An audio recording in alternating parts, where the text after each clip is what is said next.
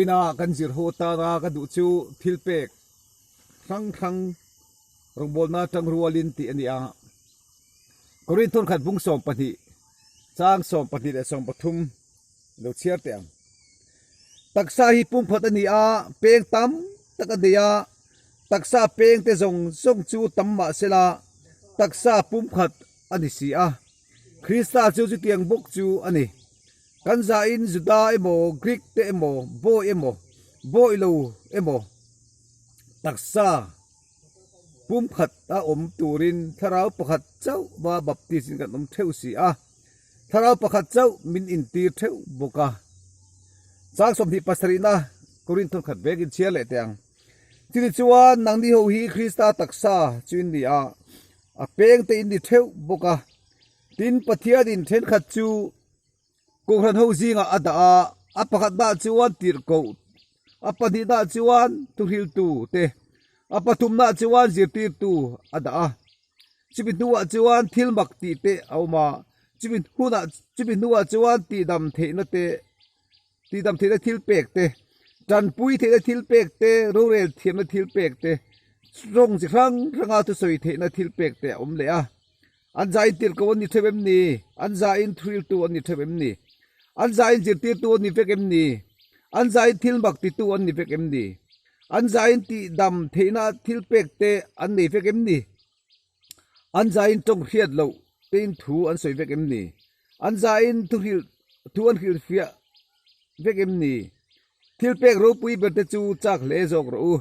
tin kong thale zual ken tir don a cheu Krista taksa a hian peng khrang oma mihring taksa peng khrang kan nia mit vun hian en taila hemi vun hi atangkai mel lo khop mai tero kutte a chon tangkai lo so kolom le ka ti ai chon kan ti ni mai the kan ke ai pu tangkai lo a kan ngai ni mai the ma se mit vun poi mo je chu mit vun hi om lo se chon in bitam mi ma ek mai mu fia the lo bang i mu the lo chon ta poi thok lei the lo bang poi mo ni tero dengan tak sat peng khrang po kha apoi mo peka buinai ro chuan ko khan chunga hian then ka zir tir thiam riaute an oma nge ka tak cham tak mai nin ka ria tu hil tu te do tu hil thiam riu mai hen tu po ka tak cham a ka chan po hi atlem le maya a the ta chuan thil mak ti thei te no mani ama khop mai tur thil mak ti thei te khang kha Krista taksa chunga om pe kan nia tin a the ta chuan in ro rel thiam riau te po an mani tero charge board committee te po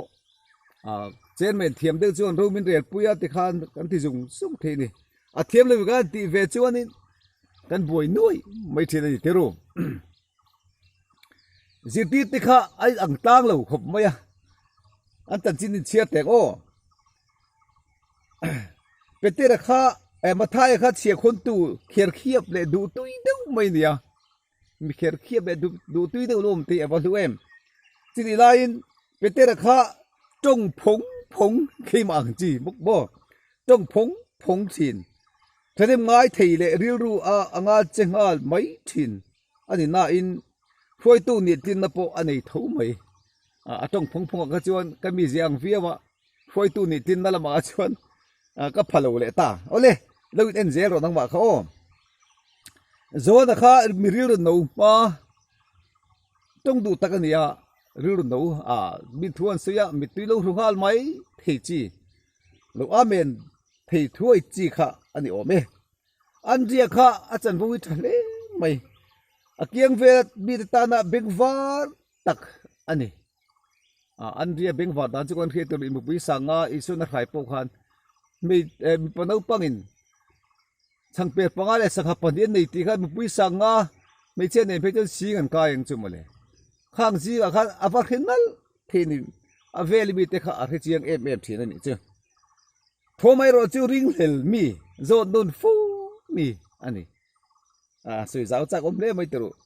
an vai khan mi je khang ni nia ma se khang kha lali sun azir tir ta kha ko te ju han ni ta a ko khom tat mai ni chu poi mo hle mai tiru chi tiang chia chuan vui na hian ko khara hian I chan vo kha turil tu chan vo kha I phalo ani mai the ka phalo ani mai the ma se lungai su kha wang rigot kha ani lo turil tu hi om sela ngai tha tu om si lo sela enge om si ana yang hei ke po tu na ka record da hian ngai tha tu nom lo ba ram noya ka record le ha tham kota huana ngai tha tu nom lo ba ni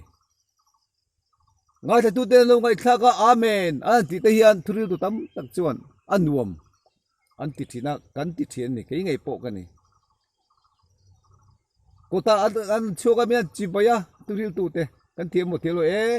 mi van chom tak man ti cho tak tak mo kan ti fu mai ni